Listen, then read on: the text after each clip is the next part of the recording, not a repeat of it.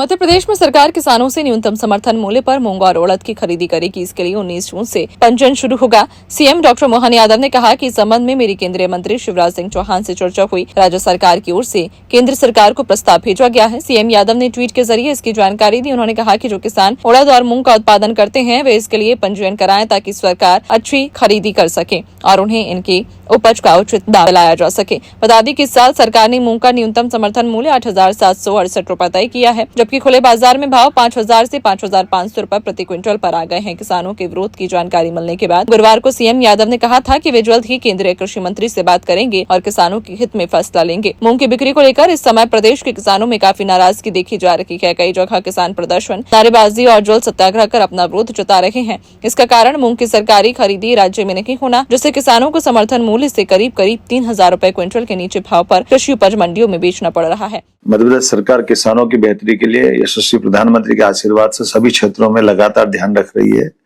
इसीलिए पहले हमने नदी जोड़ो अभियान के माध्यम से सिंचाई का रकबा बढ़ाने का अभियान प्रारंभ किया हुआ है। साथ ही साथ हमारी उन्नत प्रकार की कृषि हो तो उन्नत बीज मिले, उन्नत प्रकार के यंत्र मिले, इनके कृषि के मेले भी हमारे द्वारा लगाए जा रहे हैं।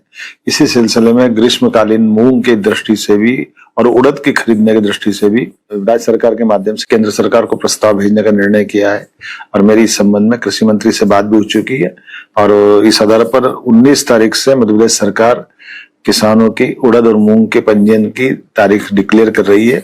हमारे सभी किसान भाइयों बहनों से निवेदन करता हूं कि वे अपनी अपनी जिन ने अपनी फसल लगाई है वो संबंधित उपार्जन केंद्रों पर अपनी फसल के उपार्जन की तैयारी करें।